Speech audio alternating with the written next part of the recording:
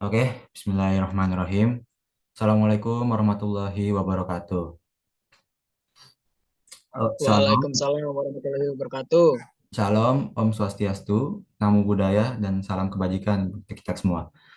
Oke, jadi kali ini kita akan mempresentasikan hasil kerja kelompok kami, karya tulis ilmiah dengan judul Peningkatan Penjualan Makanan dan Minuman di Kantin Bawah Universitas Pertamina melalui pemanfaatan aplikasi pembayaran digital.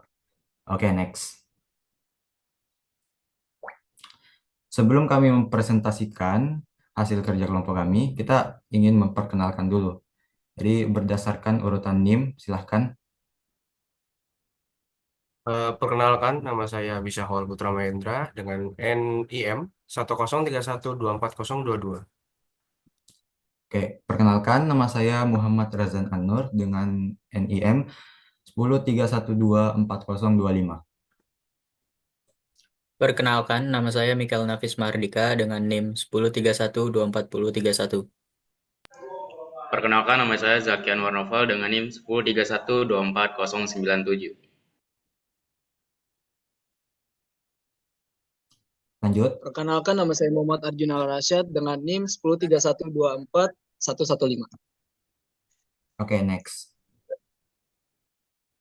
Jadi kita masuk ke bagian pendahuluan. Next.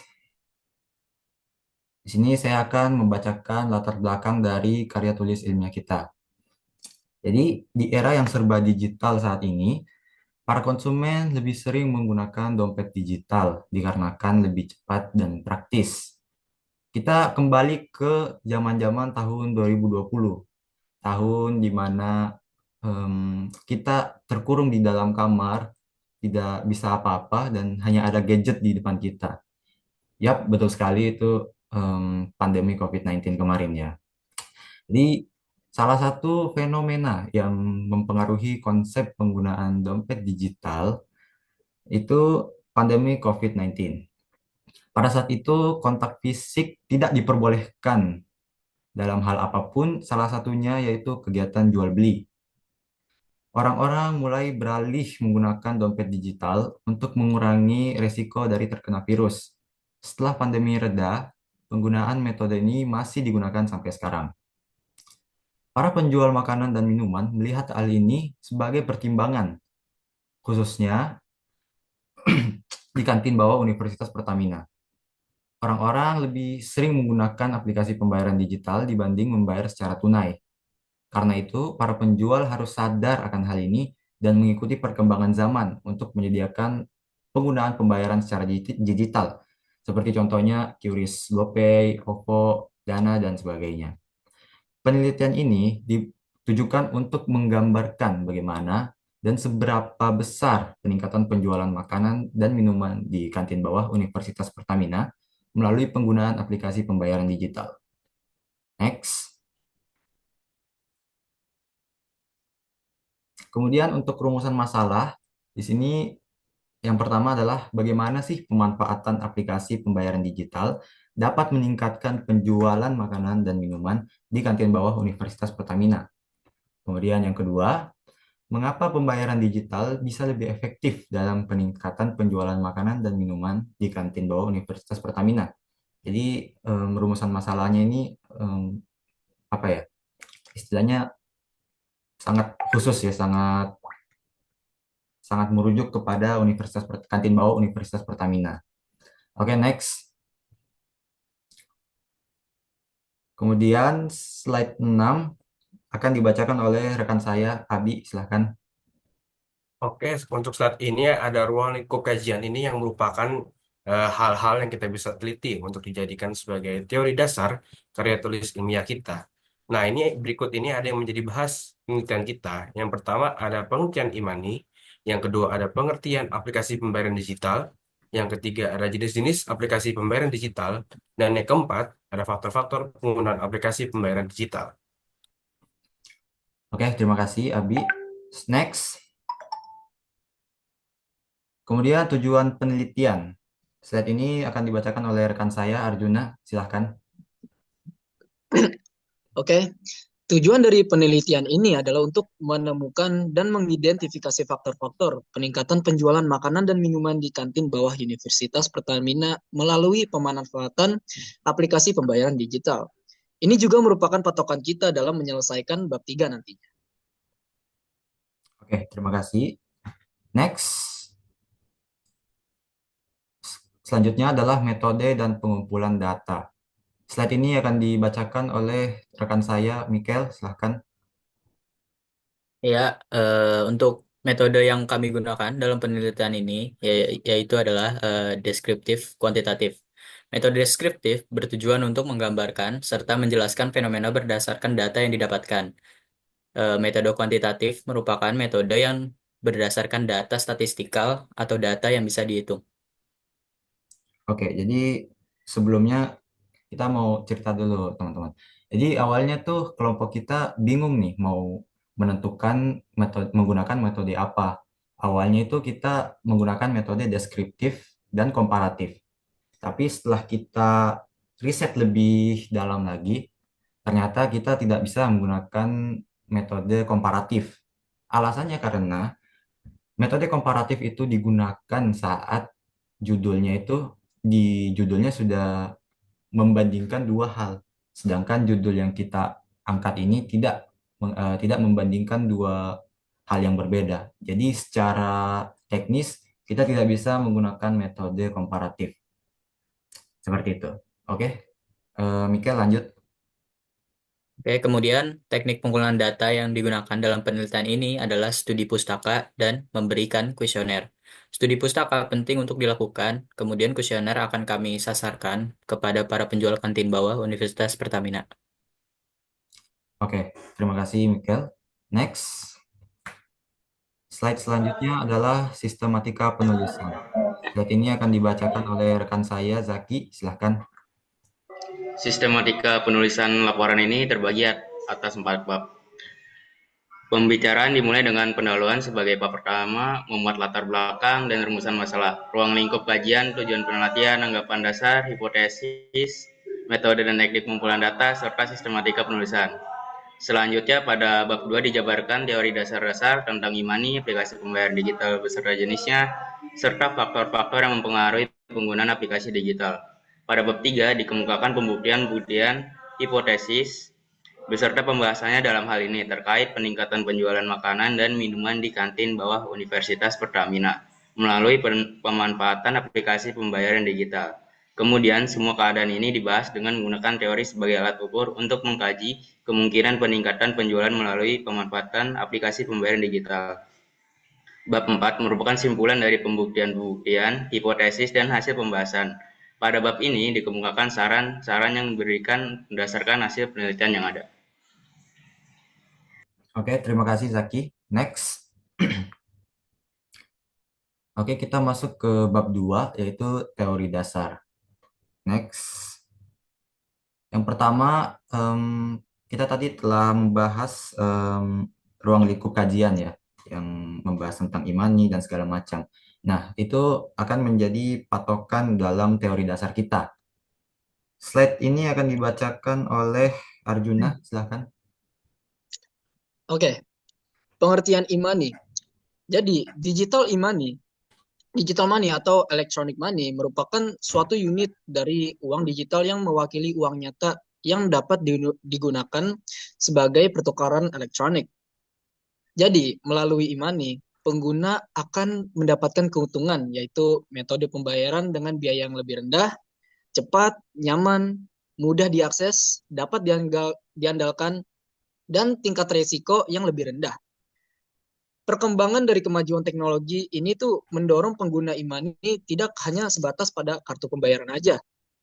Nah, contoh dari sistem pembayaran yang berkembang saat ini adalah Near Field Communication System, yang mana setiap individu dapat melakukan pembayaran hanya dengan menggunakan perangkat elektronik. Perangkat elektronik, dompet seluler, transfer online, transfer dana secara elektronik, dan lain-lain. Nah, dengan demikian, e-money merupakan alat pembayaran modern yang tidak hanya menggunakan kartu, tapi juga melalui aplikasi berbasis digital yang terkoneksi dengan rekening bank. Oke, terima kasih Arjuna. Next. Kemudian yang kedua adalah pengertian aplikasi pembayaran digital. Saat ini akan dibacakan oleh rekan saya Mikel, silakan. Oke, pengertian aplikasi pembayaran. Pembayaran secara umum dapat diartikan sebagai pemindahan sejumlah uang dari si pembayar ke penerima. Pembayaran digital adalah pembayaran yang berbasis teknologi. Di dalam pembayaran digital, uang disimpan, diproses, dan diterima dalam bentuk informasi digital dan proses pemindahannya diinisialisasi melalui alat pembayaran elektronik. Pembayaran secara tradisional dilakukan melalui uang tunai, cek, atau kartu kredit, sedangkan pembayaran digital dilakukan oleh software tertentu, kartu pembayaran, dan uang elektronik. Komponen-komponen utama dari sistem pembayaran digital antara lain aplikasi pemindahan uang, infrastruktur jaringan, peraturan dan prosedur yang memerintah kegunaan dari sistem tersebut. Sistem pembayaran secara digital menyediakan cara pembayaran untuk pembelian barang ataupun jasa melalui internet. Berbeda dengan sistem pembayaran biasanya, pelanggan mengirimkan seluruh data yang berkaitan dengan pembayaran kepada penjual melalui internet. Tidak ada interaksi eksternal yang jauh antara pelanggan dan penjual dengan mengirimkan faktur melalui email atau konfirmasi melalui fax. Sekarang ini sudah lebih dari 100 macam sistem pembayaran secara elektronik. Oke, terima kasih Mikel. Next. Selanjutnya adalah jenis-jenis aplikasi pembayaran digital. Jadi di karya tulis ilmiah ini kita mengangkat 3 aplikasi ya. Yang pertama adalah OVO, yang kedua adalah GoPay, dan yang ketiga Dana. Slide ini akan dijelaskan garis besarnya oleh rekan saya Abi, silahkan. Baik, sekarang sudah masuk ke jenis-jenis aplikasi pembayaran digital. Mungkin kalian sudah tidak asing dengan 3 aplikasi pembayaran digital inilah, GoPay, OVO, dan Dana. Mungkin saya akan menjelaskan secara singkat apa aja sih OVO, GoPay, dan Dana. Jadi yang pertama OVO itu adalah sebuah aplikasi smart yang memberikan layanan pembayaran dan transaksi secara online. Nah, pengguna juga bisa untuk mengumpulkan poin setiap kali melakukan transaksi pembayaran melalui OVO. Nah, secara umum, OVO Cash dapat digunakan untuk berbagai macam pembayaran yang telah bekerja sama dengan OVO menjadi lebih cepat. Nah, sedangkan OVO Points ada loyalty rewards bagi yang melakukan transaksi dengan menggunakan OVO Cash di merchant-merchant rekanan OVO. Selanjutnya ada GoPay. Nah, Chief Marketing Officer Gojek Indonesia, Piotr Jakubowski, mengatakan, GoPay adalah layanan dompet elektronik Gojek 20. GoPay sendiri adalah sebuah metode pembayaran yang ditawarkan Gojek melalui aplikasinya. Pengguna tidak perlu lagi membayar uang tunai kepada driver. Nah, GoPay biasanya digunakan untuk semua jenis layanan Gojek, mulai dari jasa ojek online atau GoRide, GoFood, hingga GoMart. Nah, Gojek juga memiliki layanan pembelian pulsa atau GoPulsa, layanan pijat oleh tukang pijat profesional atau GoMessage, layanan pembersihan rumah atau GoClean, layanan pemesanan tiket mulai dari tiket konser hingga nonton GoTik, layanan perawatan kendaraan bermotor atau Go Auto, dan beberapa layanan lainnya. Agar bisa menggunakan GoPay, perlu melakukan top up terlebih dahulu. Nah, ada beberapa cara yang dapat dilakukan untuk mengisi saldo GoPay itu melalui ATM, minimarket, Alfamart, dan melalui drivernya langsung. Kemudian ada Dana atau Dompet Digital Indonesia, merupakan layanan pembayaran digital berbasis aplikasi, yang mana aplikasinya telah tersedia untuk platform Android melalui Google Play Store maupun platform iOS melalui App Store. Nah, dengan menggunakan aplikasi ini, para pengguna melakukan berbagai macam transaksi pembayaran, mulai dari membeli pulsa, pembayaran tagihan seperti listrik, telepon, air, hingga BPJS, kemudian membeli voucher Google Play, membayar cicilan, dan berbelanja secara online. Platform Dana ini menawarkan beberapa keunggulan, termasuk salah satunya adalah layanan dan dukungan transaksi yang sangat lengkap di dalamnya. Platform buatan PT SP Debit Indonesia (Co) atau EDIC ini juga menjamin setiap penggunanya dapat transaksi secara aman dan terpercaya dengan menggunakan teknologi keamanan yang diawasi selama 24 jam. Bahkan, menariknya, platform pembayaran digital buatan asli Indonesia ini juga menjamin para penggunanya dengan garansi uang kembali jika terjadi kesalahan pada saat pengguna sedang transaksi. Oke, terima kasih Abi telah membacakan secara garis besar dari jenis-jenis aplikasi pembayaran digital. Oke, next kita masuk ke faktor penggunaan aplikasi pembayaran digital. Slide ini akan dibacakan oleh rekan saya Zaki, silahkan. Nah, terus ada apa sih yang memfaktorin penggunaan aplikasi pembayaran digital? Faktornya adalah perkembangan era digital pada zaman modern, kini berkembang pasar aktivitas sehari-hari yang dilakukan masyarakat dari berbagai bidang pun kini mengarah pada era digital. Dimulai dari transportasi, perdagangan, pariwisata, kesehatan, hingga keuangan. Hal ini pun juga dipengaruhi oleh pandemi COVID-19 yang semula dilakukan secara langsung, kini bisa dilakukan jarak jauh. Adapun salah satu hal terpenting untuk memenuhi kebutuhan sehari-harinya masyarakat, yaitu uang dalam kegiatan transaksi pun menjadi sangat berkembang dengan adanya aplikasi finansial teknologi dalam bentuk digital guna mendukung transaksi yang dapat digunakan dimanapun berada. Adapun berbagai macam perantara yang kini masyarakat dapat menggunakan dalam melakukan transaksi kehidupannya sehari-hari, salah satunya seperti dompet digital dan mobile banking. Tetapi antara mobile banking dan dompet digital, masyarakat cenderung lebih memilih menggunakan dompet digital. Hal ini dengan adanya data survei dilansir dari dataindonesia.id, pada tahun 2022 sebanyak 94% masyarakat Indonesia memilih dompet digital daripada mobile banking. Oke, terima kasih Zaki. Next. Oke, kemudian ini merupakan daftar pustaka. Jadi kita mengambil referensi dari beberapa jurnal. Silahkan Juna dibaca. Oke, jadi ini adalah referensi yang kami gunakan dengan berjudul Perkembangan Sistem Pembayaran Digital pada Era Revolusi Industri 4.0 di Indonesia, peran aplikasi dompet digital Indonesia atau bisa dibilang Dana dalam memudahkan masyarakat melakukan pembayaran digital.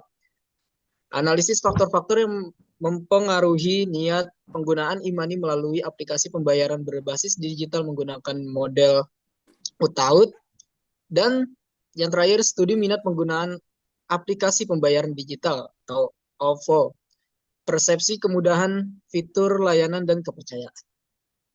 Oke, terima kasih Juna. Jadi sedikit meluruskan, daftar pustaka yang ada di sini itu merupakan referensi yang kita gunakan dalam pembuatan PPT. Kalau karya tulis ilmiahnya sendiri masih ada dua jurnal lagi. Oke, next. Oke, kita sudah masuk ke akhir ya. Tapi sebelum kita akhiri, saya mau bertanya dulu kepada rekan-rekan saya. Kira-kira salah satu dari kalian ada nggak nih yang istilahnya pakai pembayaran aplikasi digital? Ada yang mau present mungkin? Saya. Oke, Juna. Jadi gimana? Coba dijelasin. Em, biasanya di kantin tuh Juna beli apa? Di kantin Nah, bawah. saya tuh di kantin biasanya beli ST Hokkien. ST Hokian. Oke. Terus, Hmm. Nah, dan biasa yang saya lakukan adalah saya kan tidak biasa membawa cash. Jadi ya oke. saya mempunyai saldo di ATM BCA saya. Jadi saya melakukan pembayaran lewat QRIS. Lewat QRIS. Em, Lewat ini juga. lebih ke ini ya, M-banking ya, bukan aplikasi digital kayak OVO, GoPay, dan segala macam. Oh ya ya. Oh, Cuman betul. pada saat itu saya pernah juga melakukan GoPay. Maksudnya pakai aplikasi GoPay. Oke. Oke, terima kasih Juna. Kalau dari penglihatan, oke, siapa lagi nih yang mau sharing mungkin?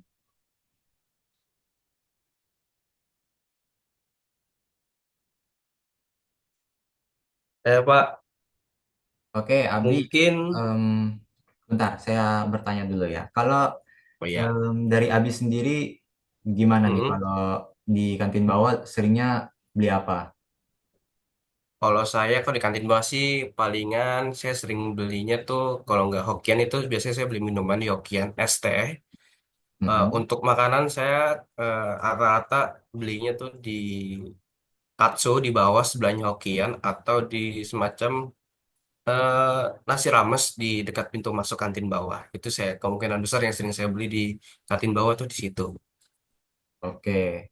Kalau dari Abi sendiri pakai tunai atau em, apa? QRIS? Kalau saya sih Hmm, pakai jujur mana? saya mempermudah diri saya sendiri ya saya menggunakan QRIS ya. Jadi nggak perlu meringankan juga ya untuk penjual juga. Jadi misalnya kalaupun pakai tunai kan kadang duitnya yang saya berikan ke penjualan belum tentu ada kembalian yang pas ya. Jadi mungkin mempersulit penjual. Jadi dengan adanya QRIS ini mempermudah transaksi juga lebih cepat juga untuk jual belinya transaksinya gitu. Oke. Kalau Abi lihat nih pada saat beli makanan yang di kantin bawah, kira-kira di sekitarnya Abi itu pakai pembayarannya tuh pakai digital atau tunai? Bisa Ham- diperjelas gak kira-kira lebih banyak yang mana? Oke, hampir semua pembeli yang di kantin bawah, hampir semuanya menggunakan QRIS untuk melakukan pembayaran yang mereka beli ya, cara pembayaran digital gitu. Jadi ya, hampir semua mahasiswa di Universitas Pertamina itu menggunakan QRIS atau transaksi digital. Oke. Itu. Ya, mungkin kita cukupkan saja sesi pada kali ini. Terima kasih kepada rekan-rekan saya yang sudah bersedia dalam mempresentasikan hasil kelompok kita juga. Saya akhiri. Terima kasih. Assalamualaikum warahmatullahi wabarakatuh. Waalaikumsalam warahmatullahi wabarakatuh. Waalaikumsalam warahmatullahi wabarakatuh. Waalaikumsalam. Waalaikumsalam.